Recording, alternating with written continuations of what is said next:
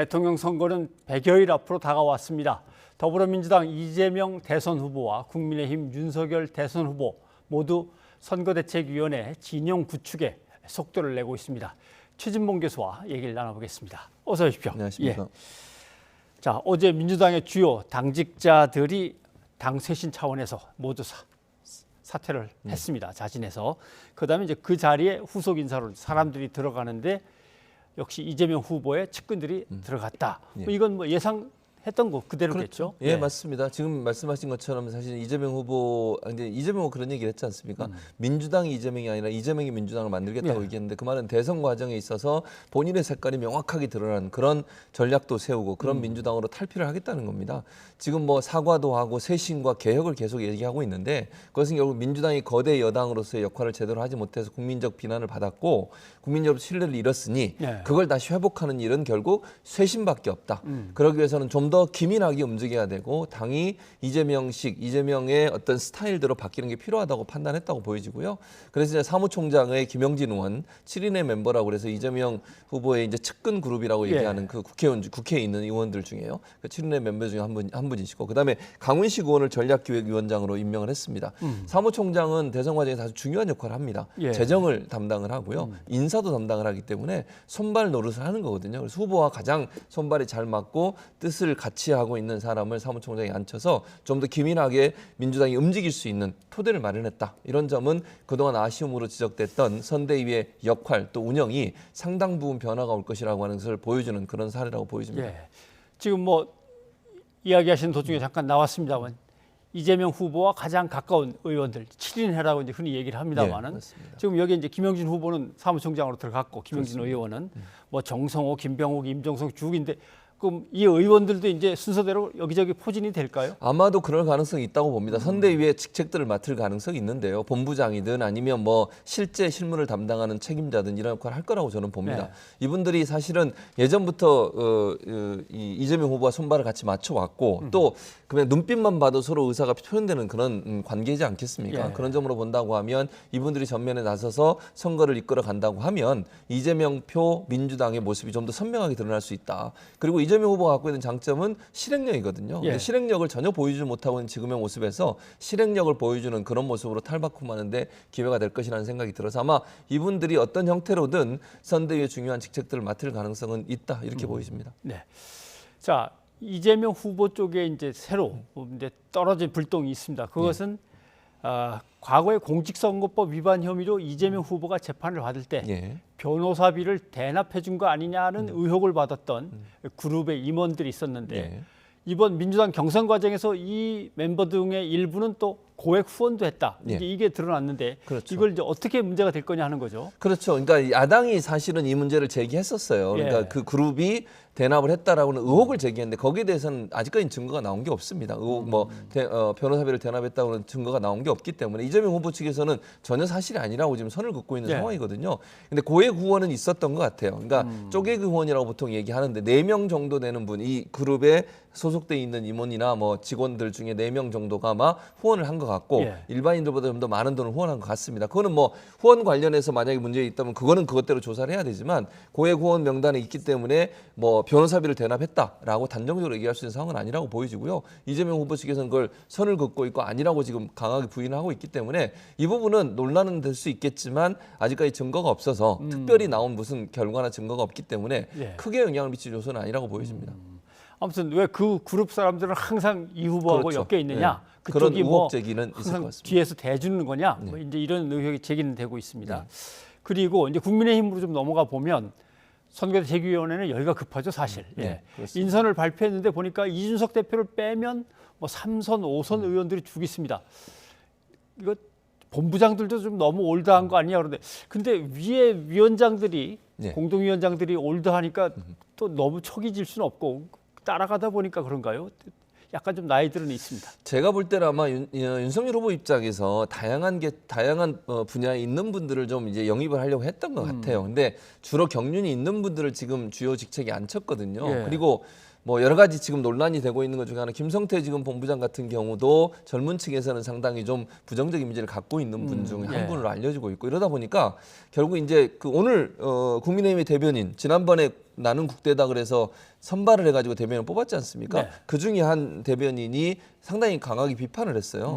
뭐 민주당은 저렇게 변하고 있는데 국민의힘은 옛날 사람들, 올드보이들이 다시 돌아온 것에 대해 상당히 크게 비판을 했는데 저도 그런 부분에 좀 우려가 있습니다. 장단점이 있겠죠. 그러니까 이 경륜이 많기 때문에 선거를 많이 치러봤고 경륜이 많기 때문에 선거에 긍정적 영향을 미칠 수 있는 부분도 분명히 있을 겁니다. 근데 반대로 생각하면 국민들은 좀 더 새로운 모습을 보기를 원할 거라고 저는 생각을 해요. 그러니까 윤석열 후보도 사실은 그런 부분을 생각해서 저런 발언을 했다고 보여지거든요. 적임자를 찾다 보니까 그렇게 됐다고 얘기를 했는데 나중에 좀 더 보완하고 유연한 조직으로 가겠다고 얘기를 했는데 이제 앞으로 어떤 분들이 들어오냐가 중요하다고 보여지고 또 하나는 이제 여성들이 많이 들어오지 않은 부분도 사실은 지적이 되고 있는 상황이고 이래서 윤석열 후보 측에서는 이제 다양한 중진들이나 사회적 무게감이 있는 분들을 모시다 보니까 이게 나이가 많은 분들이 됐는데 이것이 젊은 세대 특히 20, 30대에게는 어떻게 보일까 하는 부분은 깊이 고민해 봐야 된다. 그렇지 않으면 신선하고 새로운 모습, 참신한 모습이 보이지 않게 되면 올드보이의 귀환이라고 하는 그런 프레임에 갇히게 돼서 좀 부정적인 영향을 미치지 않을까 하는 부분도 고민이 되는 부분이라는 생각이 듭니다. 대한민국의 미래는 어떻게 될 거냐, 대한민국을 위해서 국민의힘의 어떤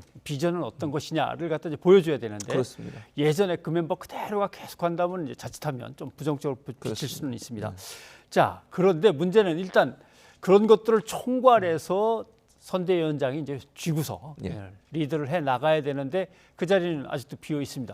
그럼 뭔가 이준석 대표는 B 플랜이 있는 겁니까? 누군가 다른 사람을 생각하고 있는 게 있을까요? 지금 이제 아마 이준석 대표가 그런 얘기까지 했어요. 오늘 인터뷰하면서 뭐 김종인 전 비대위원장이 오시지 않는 부분도 상정해서 해야 된다. 그런 얘기를 했고 정권은 결국 윤석열 후보한테 있다라고 해서 그건 사실입니다. 사실은. 왜냐하면 후보가 정권을 갖고 있는 건 맞고요. 김종인 전 비대위원장과 오늘 얘기를 어제 밤만 해도 어느 정도 여지가 있었는데 아침에 두 분 인터뷰한 내용을 보니까 거의 뭐 좀 상당히 어려운 상황이 아닌가 하는 생각이 들 정도예요. 그러니까 제가 볼 땐 이렇습니다. 윤석열 후보는 이미 이미 짜여져 있는 틀을 바꿀 생각은 없으신 것 같고 김종인 전 비대위원장 그거 바꾸라고 얘기하는 것 같고 그러다 보니까 충돌이 일어나는데 키는 아까도 말씀드린 것처럼 윤석열 후보가 쥐고 있는 겁니다. 그러면 김종인 전 비대위원장은 받을 거냐 말 거냐만 결정하면 되는 거예요. 그런 상황이라고 하면 김종인 전 비대위원장이 이 상황에서 받을 거냐 제가 볼 때 좀 어려울 거라고 보입니다. 한번 이준석 대표 말을 한번 자세히 들어볼까요? 뭐라고 하는지. 그러고 또 한번 얘기를 해보죠. 오히려 후보에게도 만약 김종인 위원장을 모시지 못하는 상황이면은 그 김병준 위원장을 포함해서 다른 인사를 총괄선대위원장으로 세워도 좋다. 다만 이제 개선은 명확하게 세워야 되는 것이 아니냐라는 제 의사를 전달한 적이 있습니다. 좀 이해가 좀 안 되는 개선은 명확하게 세워야 하는 것 아니냐는 제 의사를 전달한 적이 있습니다. 이게 무슨 뜻입니까? 제가 해석하기로는 그러니까 변화와 쇄신이라고 하는 부분들을 얘기해야 된다는 얘기를 하는 거죠. 근데 이제 문제는 그러면 다시 처음으로 돌아가서요. 지금의 멤버 가지고 그게 과연 보여줄 수 있을 거냐의 문제라는 것이죠. 한계가 있습니다. 물론 사람이 그대로라고 해서 바뀌지 않는다 이렇게 단정적으로 얘기할 수는 없습니다. 그러나 이미지라고 하는 것은 예전에 있던 분들이 뭐 3선, 4선 또 오랫동안 정치하셨던 분들이 다시 돌아오는 것이 과연 국민들이 볼 때는 어떻게 보여질 거냐. 다만 이제 이준석 대표의 희망은 이런 것 같습니다. 지금 김종인 전 비대위원장 총괄 선대위원장을 못하게 되면 김병준 비대위원장이라도 총괄 선대위원장 세우고 대신 정책이나 아니면 비전이나 이런 부분은 쇄신하는 모습을 보여줘라. 이런 메시지로 들리는데 그게 가능할지는 지켜봐야 될 것 같습니다. 그런데 윤석열 후보 입장에서는 김종인 위원장이 꼭 필요한 거냐 이 문제.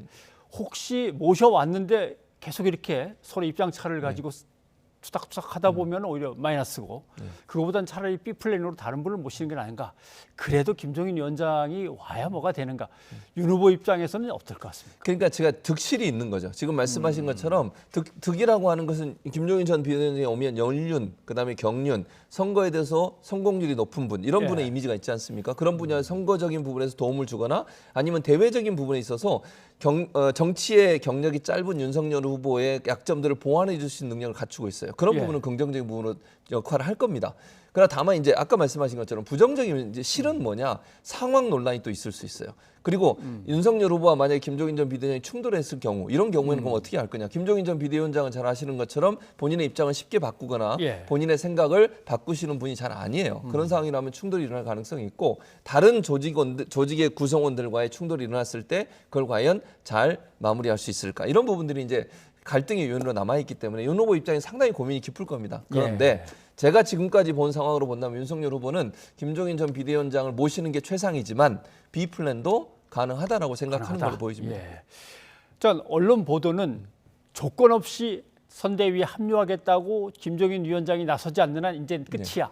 결별이야라고 그쪽에서는 얘기가 끝났다라고 보도를 하니까 이제 김종인 위원장 입장에서는 뭐 주접던 거 봤다 이렇게 되는데 그렇죠. 언론들이 자꾸 싸움을 붙이는 거 아닙니까? 어떻게든 희망을 갖고 기다리고 모시려고 한다 이렇게 써주면 되는데 뭐 결별을 얘기했다 뭐 이렇게 하니까 그러니까 언론들 입장에서는 사실은 갈등 요소를 부추겨야 많은 사람이 읽지 않겠습니까? 그런 생각이 들고 실제로 갈등이 있는 것 같아요. 제가 볼 때는 그러니까 전혀 갈등이 없는데 갈등이 있는 것처럼 비춰지는 건 아닌 것 같고요.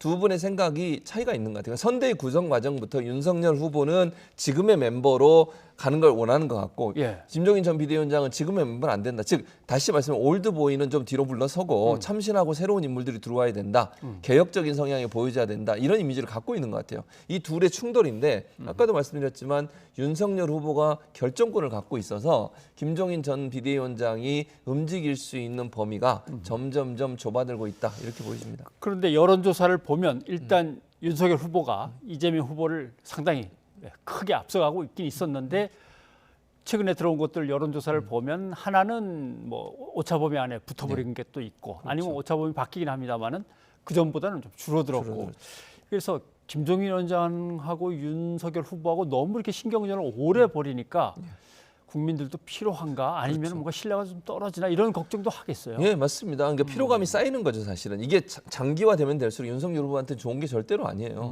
뭔가 빨리 결론을 내려야 되고요.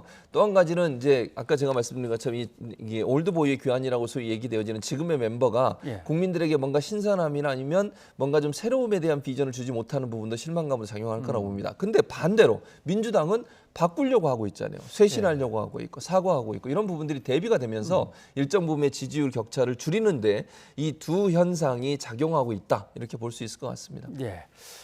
이 얘기도 마지막으로 좀 해봤으면 좋겠습니다. 사실 뭐 민족의 비극입니다만 6.25 전쟁을 치렀습니다.